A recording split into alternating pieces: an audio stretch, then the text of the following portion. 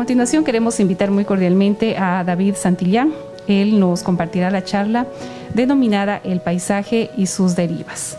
David Santillán es artista visual, restaurador de arte y museógrafo. Su obra nos expone a ser los centinelas de un paisaje impracticable desde su recurso del óleo sobre lienzo o mediante la intervención de objetos y elementos de la cultura popular en una glosa sarcástica, a menudo hiriente, que constituye una relectura entre humorística y escalofriante de la historia del Ecuador contemporáneo. Ha participado en bienales internacionales y tiene varias muestras individuales y colectivas a nivel nacional e internacional, y su obra ha recibido varios reconocimientos. Actualmente reside en Quito. Bienvenido.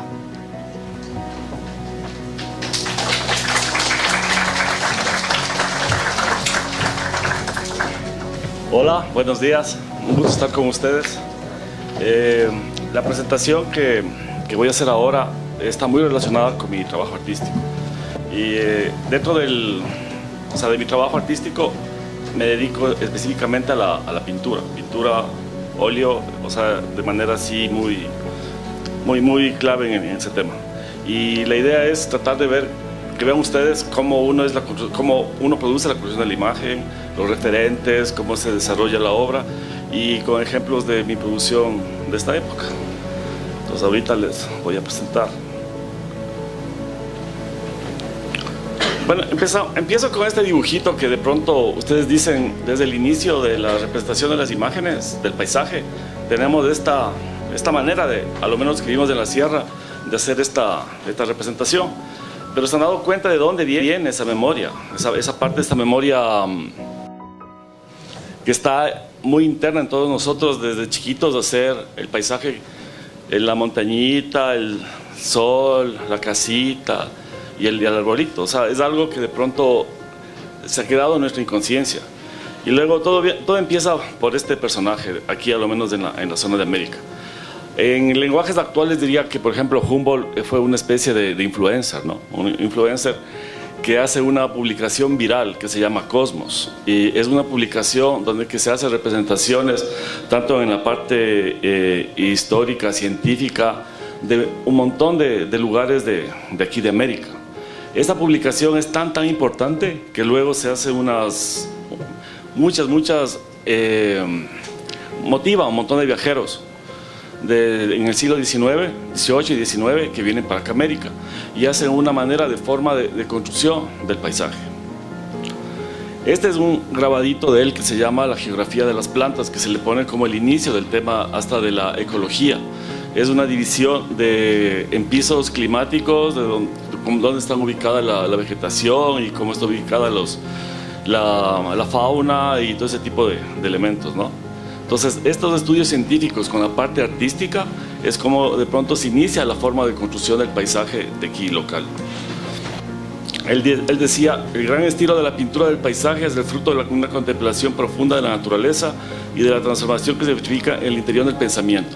Ese término contemplación profunda es de pronto lo que uno le pone hacia el paisaje con la cuestión del término apaisado y también del formato ampliado, un formato ampliado a lo que uno puede captar con la vista y de pronto que se expanda, ¿no? De ahí viene ese tipo de maneras de construcción.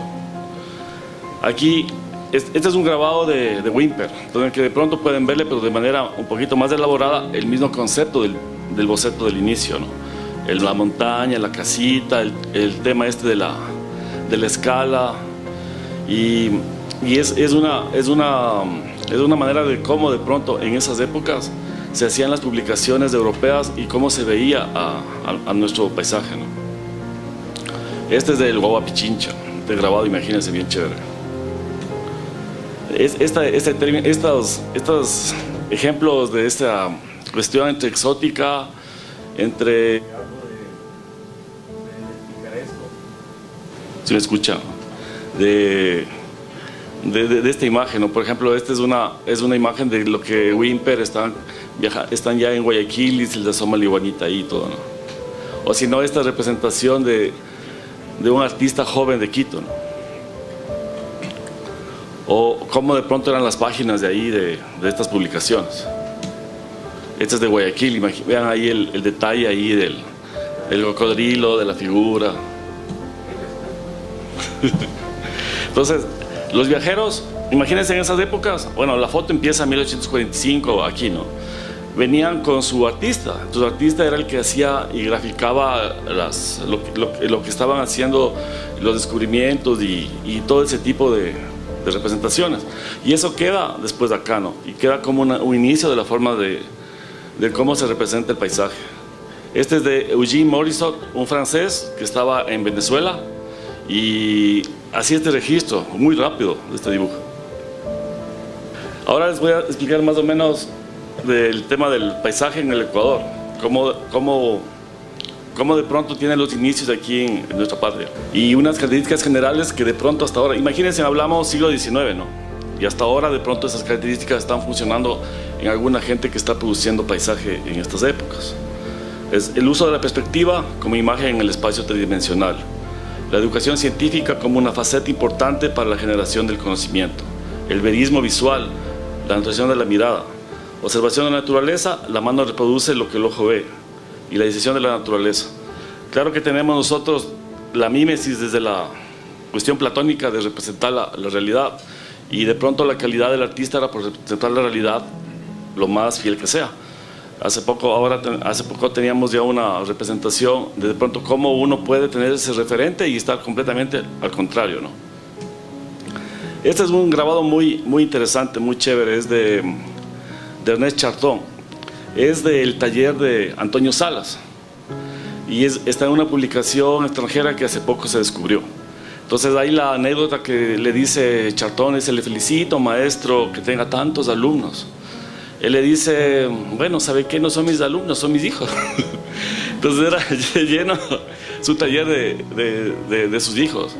Y Ernest Charton viaja por toda América, pero se queda aquí en Ecuador, y tiene una influencia así muy cercana dentro de la producción del paisaje. Tiene un hermoso libro que se llama El Tour de Monde, de que hay un montón de grabados de toda la parte ecuatoriana, y es muy interesante. Es que eso también se hace como la base para luego que la gente construya el paisaje y haga aquí. Esta es una obra de Charton que está en una colección particular en Miami. Es Quito vista de aproximadamente como de la Asamblea hacia el centro. Entonces, donde ustedes pueden ver todo ese tipo de características del paisaje del 19, y también cómo se está construyendo y empezando a manejar ya la imagen también de la identidad nacional, que les hablo más luego. Este es otro personaje clave, que es Frederick Church. Entonces aquí es un artículo de José Gabriel Navarro, un historiador del arte de mediados del siglo XX, donde que le pone como iniciador del paisaje, ¿no? Eso era para esa época, ¿no? Pero más o menos se le remite el inicio del paisaje, las pinturas de exvotos coloniales, Miguel Santiago y tanta cosa, ¿no? Pero bueno, él visita varias veces acá a Ecuador y hace una relación de amistad con Rafael Salas, con un hijo del Antonio Salas. Y eso hace también que se quede aquí una manera, una forma de describir y hacer el paisaje. La imagen que está aquí en el periódico es de esta, ¿no?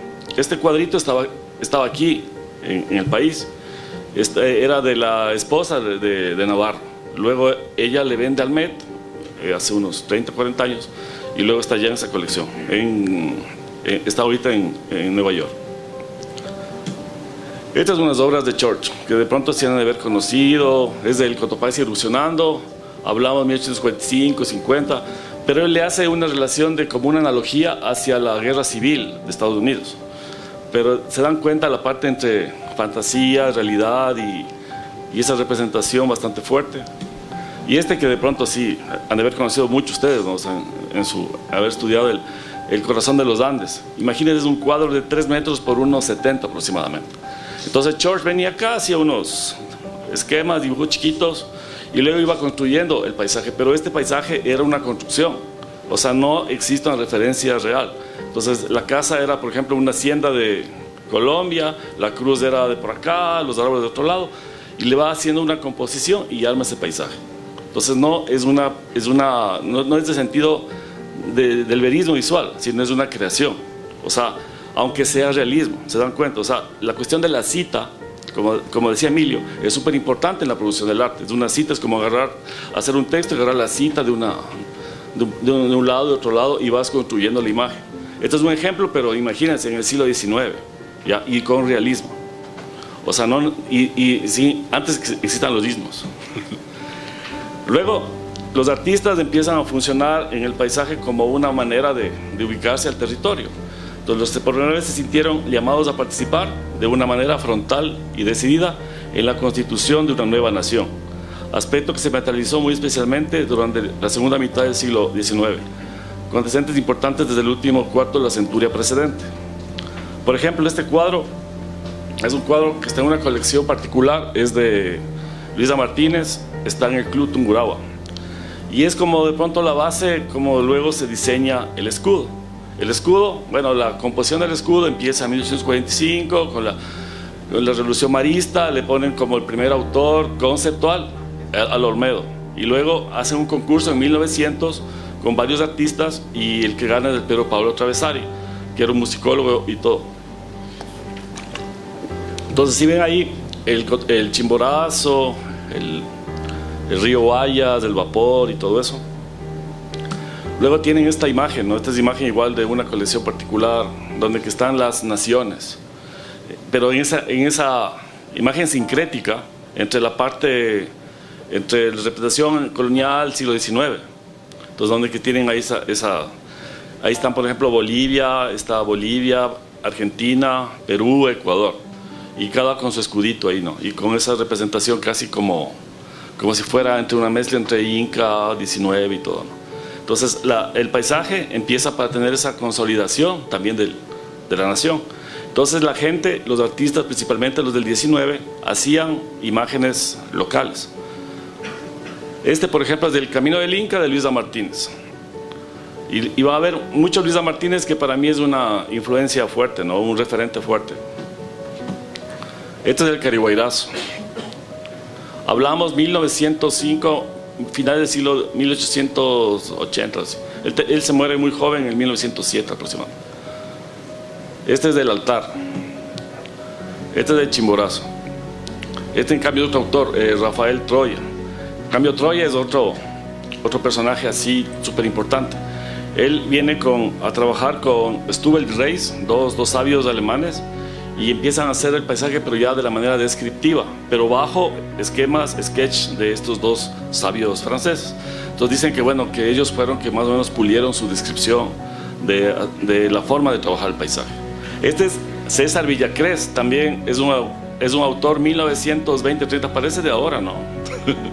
Pero si ven la mancha suelta y todo, pero en una versión del paisaje también ya más idealizada, ¿no?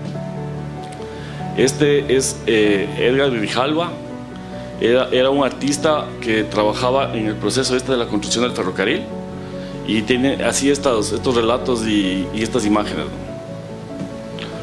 Este es Joaquín Pito, es un artista importantísimo del siglo XIX y principios del XX. Él empezó, o sea, hubo influencia acá porque él luego fue a Cuenca, hizo su historia de la escuela de arte ahí, y luego venía gente ya a estudiar y todo eso, ¿no? De acá de Loja para allá a Cuenca.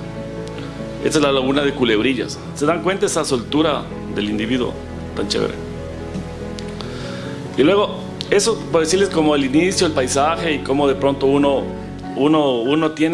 investiga para poder producir las obras.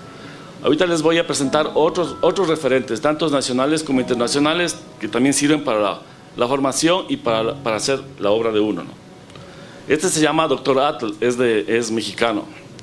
Era un personaje así súper interesante, que también era vulcanólogo, y que lo interesante de él era el concepto de la perspectiva circular. Entonces decía, el mundo es redondo, entonces no puede haber un horizonte rectito, sino debe ser circular. Entonces eso le daba de pronto un sentido más envolvente a las imágenes, ¿no?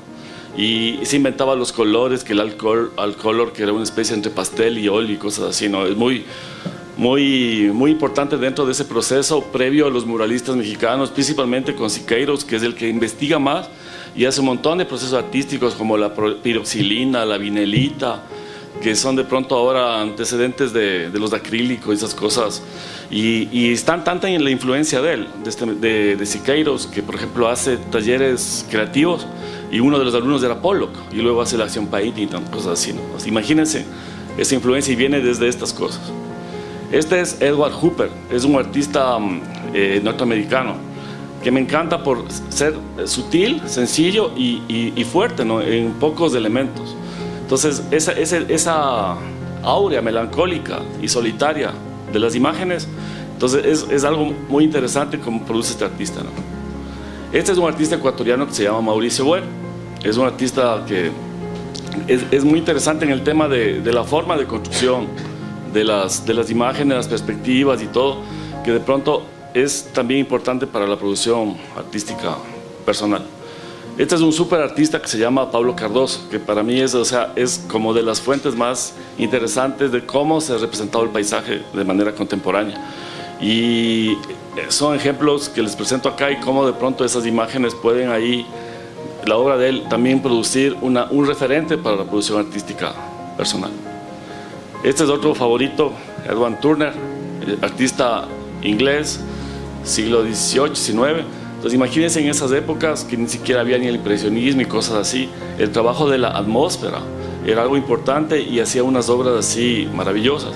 Hay una película muy interesante de él que les sugiero que vean, que de pronto se ve también su proceso artístico y es interesante para cuando uno está aprendiendo arte tener esos referentes, ¿no? Y ahora sí, ya les presento de todo eso, lo que ustedes ven, de todo esto. Entonces ya sale más o menos ya la producción que yo les he llamado las derivas, ¿no? Del paisaje, ¿no? Entonces empezamos con una representación. En esta época estaba así, completamente enamorado. Entonces hacía una analogía de los sentimientos con el paisaje. Entonces atrás de mi taller hay un parque hermoso que es el Parque de Lichimbía. Entonces empiezo a hacer esa analogía, ¿no? El sentimiento, el paisaje. Y como se habrán dado cuenta, tengo mi referencia al paisaje del siglo XIX, el romanticismo, ¿no? Pero luego ahí cambiando y todo, ¿no? Entonces empiezo a pasear y a hacer las obras, ¿no? Entonces empiezo y hago hasta los marquitos similares y todo así, todo bien chévere. O sea, robando de manera muy, pero así, muy de frente, la forma de estilo y el trabajo del siglo XIX. Y luego ya va cambiando, ¿no? Pero claro, o sea, estamos en esta época, o sea, de esta época. Entonces uno está en el hermoso y bello paisaje y se asoma la fundita de basura y cosas. Entonces es la presencia humana, como de pronto la naturaleza le da otro giro. O sea, quítenle la bolsita, o sea, ya estamos en la referencia del 19, ¿no? O sea, 20 y todo. Pero claro, ese es nuestro camello artístico. O sea, tenemos que trabajar en nuestra época, pues, o sea, y tener la referencia que sea, pero es nuestra época y nuestro sello. Por ejemplo, aquí este hermoso y bello paisaje ahí con las montañitas, pero con las antenas ahí del celular. Acá igual iba paseando por ahí y en los árboles que sí, que mi amor, que no sé qué, que no sé qué.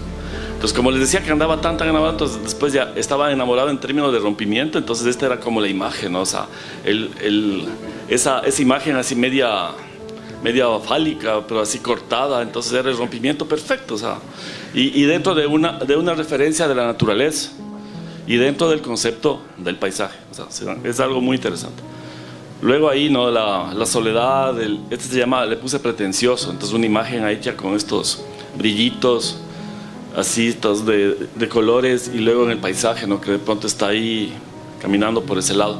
Entonces, claro, ¿no? Atrás ustedes ven, hay un tema compositivo, artístico, técnico, pero hay un propósito, o sea, personal, pero lo importante es que sea una obra interesante, ¿no?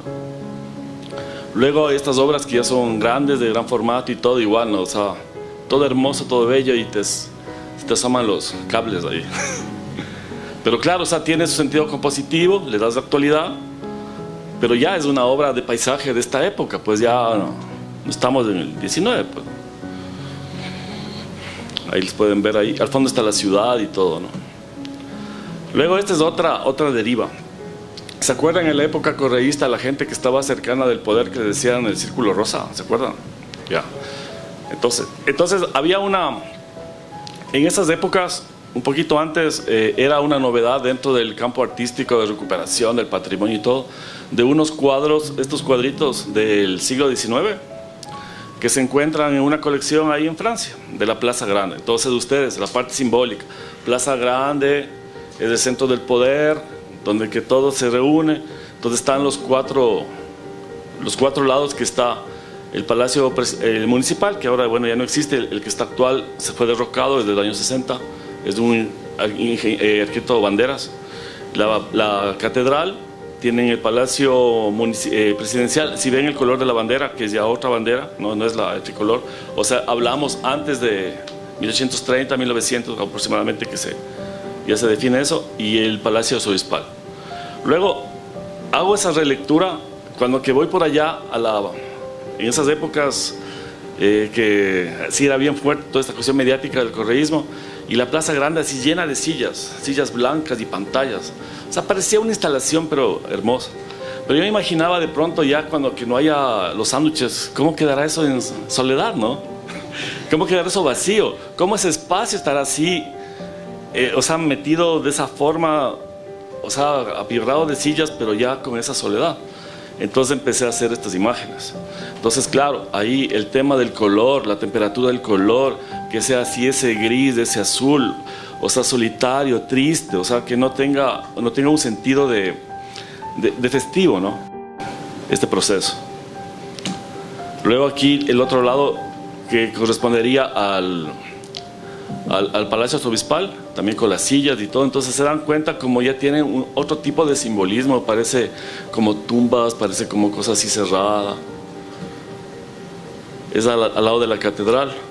Claro que solamente hubo una imagen de eso, luego yo ahí me seguí desarrollando porque me pareció lindo y usar la referencia con esa obra del siglo XIX.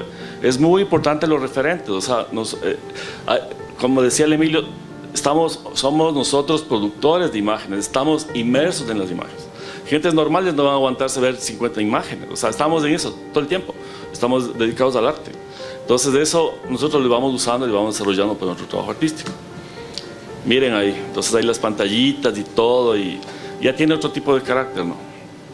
Luego, esta es la primera expo, cuando en el 2013, un hotel quemado ahí en Santo Domingo, porque imagínense, era una muestra así muy crítica al régimen, entonces pues era medio difícil. Se hizo como, ahora diríamos, una instalación pictórica, de un solo día, así 2 horas, 3 horas. Entonces ahí le dejó el espacio bien chévere y aquí se presentó por primera vez. Pero claro, o sea, hubo buen público, hicimos con una presentación de música, o sea, tratamos de lindo, ¿no? Pero una obra de arte fuerte, o sea, como que sea algo representativo, porque en esas épocas, o sea, nadie hablaba acerca de lo que pasaba. Entonces yo hacía la relectura del 19 y hacía esas obras. O sea, no solamente, sino otras varias. Cuando que vean ahí, por ejemplo, mi serie Gris o historias recurrentes, van a tener más o menos esa referencia. Esta, en cambio, ya es una presentación en el Centro Cultural Metropolitano. Y aquí, ya en la parte para unir la obra con la parte textual, la frase es de un poeta, se llama Iván Carvajal, es un poeta así muy importante, así de aquí del país. Entonces, donde que con esa frase, más o menos, dentro de la propuesta plástica en la exposición, tenía ya un contexto un poquito más cerrado, ¿no? Entonces dice, la plaza, bueno, hay que le lean luego ustedes, si le leen por ahí afuera, no se ve aquí bien.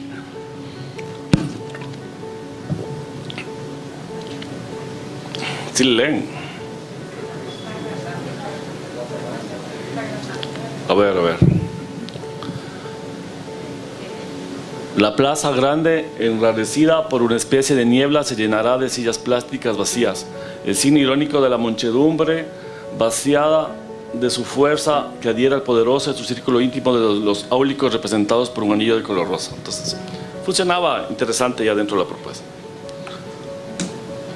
Y luego ya la exposición con el público, y luego ahí era interesante la exposición al ladito del Palacio Presidencial, así todo chévere.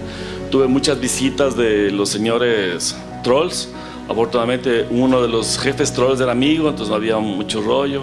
Entonces me decían de todo, o sea, enemigos de los dedos del Alfaro, así, o sea, así pasaba, ¿no? Pero bueno, o sea, yo hice una conversación de las obras mías con obras de la colección, entonces era una manera muy sugerente de poder dar un mensaje sin tener ese rollo. Y también dentro de la cuestión del arte tiene esa línea, o sea, más amplia, de poder tener una cuestión crítica. no como de pronto el periodismo gráfico, no como la caricatura. Además, antes probablemente no hubo mucho problema. Y luego esta serie, que la próxima semana, cordialmente invitados, aquí en la sala de acá abajo va a estar expuesta una parte de esta serie, con unas obras nuevas relacionadas con esta hermosa y bella tierra de Loja, en la zona de Mangaurco, Casaderos y eso, y es parte de la frontera también. Entonces este proyecto artístico empecé en el 2008 y continúa en desarrollo.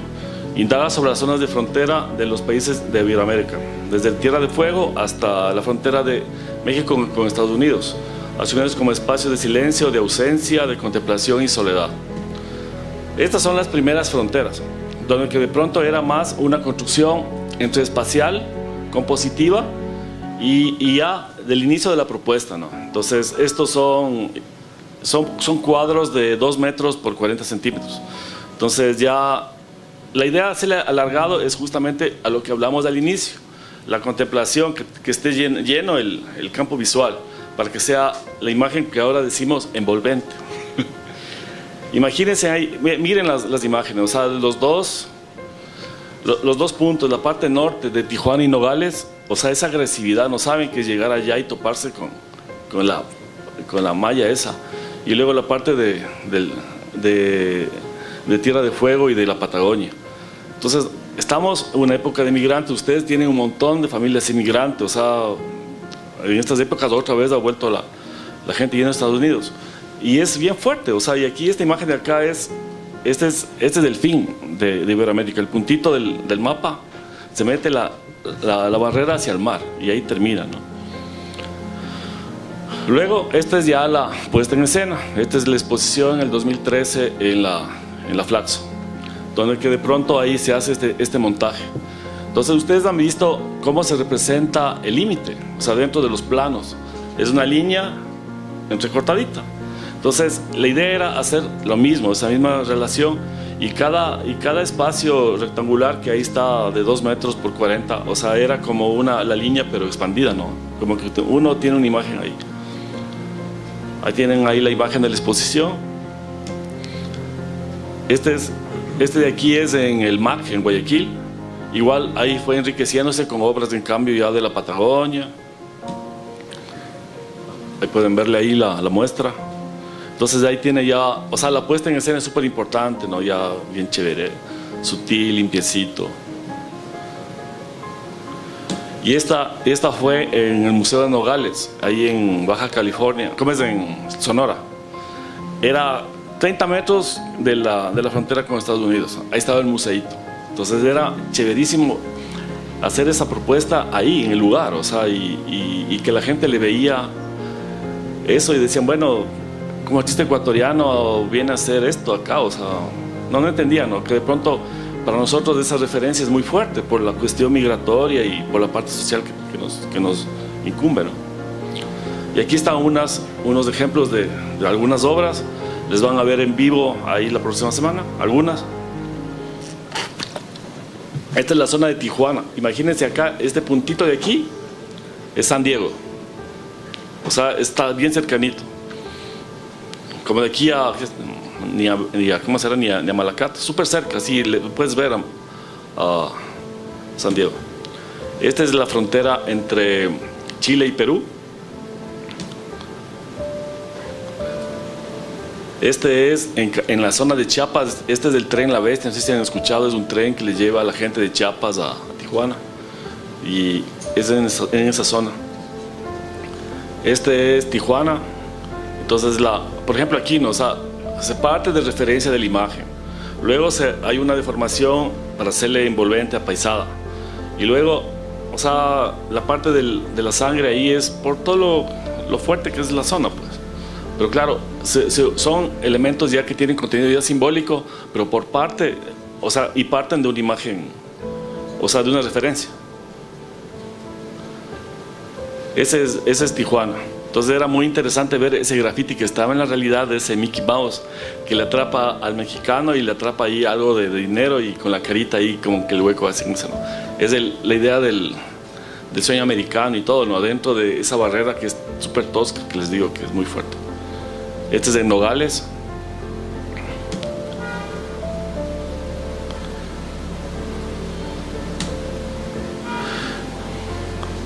Este es en el oriente, es un lugar que se llama Puerto del Carmen del Putumayo, donde que hay 3 fronteras, es Colombia, Perú, Ecuador, y era muy interesante ahí el tema del puente.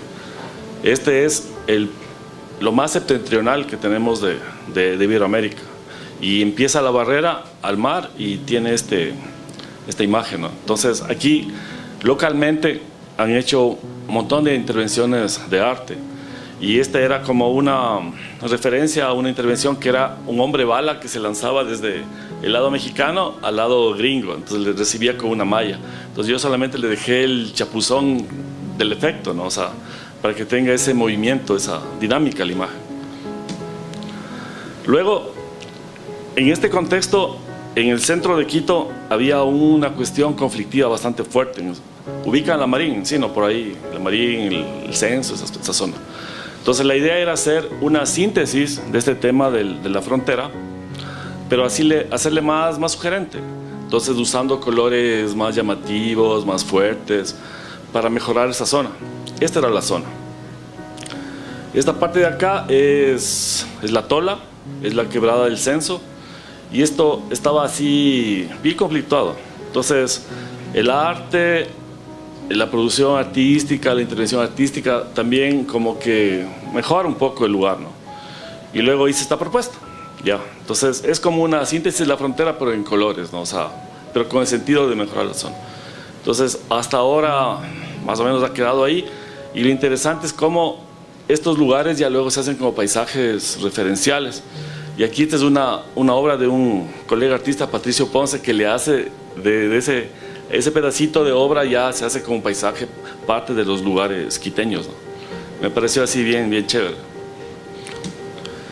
Y luego ahora les voy a presentar ya lo último, ¿no? O sea, todo lo que hemos pasado, el tema del COVID, de la parte de lo que hemos estado guardados, cómo hemos estado encapsulados. Entonces empecé a hacer una obra relacionada a todo eso. O sea, por ejemplo, nosotros estamos ahorita con los teléfonos, ¿no? Entonces tenemos aquí, ustedes ven, se abre, tenemos aquí los circulitos, o sea, nos conocemos ya en los circulitos y las imágenes. O sea, esa es como la manera que hemos estado interactuando.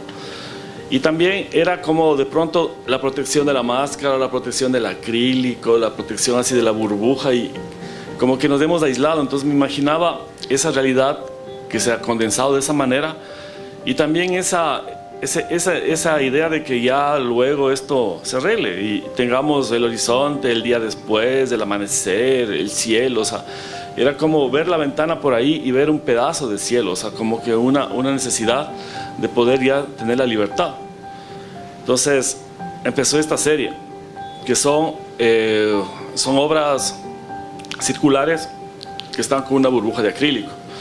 Entonces empieza la cita. Entonces aquí tenemos una obra del siglo XIX, del Carajo, tenemos la Medusa, que era un escudo que hizo el Caravaggio para defenderse. O sea, saben la historia de la Medusa, para defenderse de los enemigos, que le hacía piedra y todo. Y luego como de pronto el abigarramiento de ideas, o sea, como uno estaba tan lleno de cosas. Me imaginaba un buhonero, una cosa así, ¿no? Y eso es parte de, por ejemplo, de una obra que hacía en plástico otro amigo artista que se llama Pablito Gamboa, y usé esas imágenes y le empecé a construir este relato. Entonces, claro, la desesperación, así como estamos nosotros ahí en esa época. Luego esta era la llegada del virus. Llegaba por la costa, así, por la selva de Esmeraldas.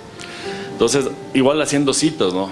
Citas hay un artista chino muy importante que hace las sonrisas, Liu Mingyu, y luego ahí el que viene ahí el coronavirus en su cabeza. Entonces son imágenes del arte universal que uno lo usa como referente para decir algo, ¿no? Y luego ya la idea del amanecer, de que esto va a mejorar, que el mar.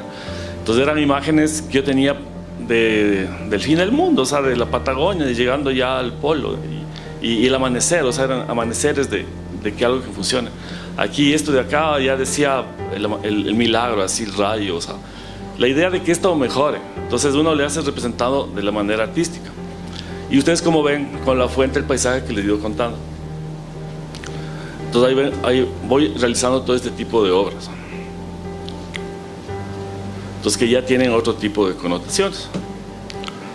Por ejemplo, le puse la migraña, entonces era el paisaje hermoso y bello y de pronto un dolor de cabeza que sale, ves los colores de ahí, medio raro.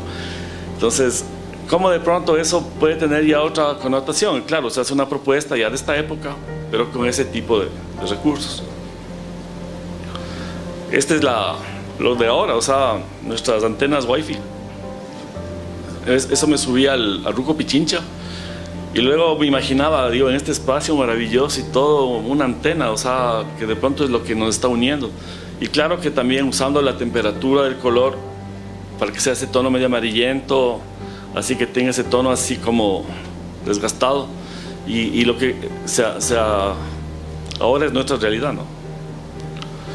Y esta es la vida cotidiana. Entonces ustedes ven ese paisaje del siglo XIX que está en el taller y luego la producción de las obras. Entonces se va como uniendo todo lo que les digo al inicio, y es como de pronto es la manera y la forma como yo desarrollo mis obras. Gracias.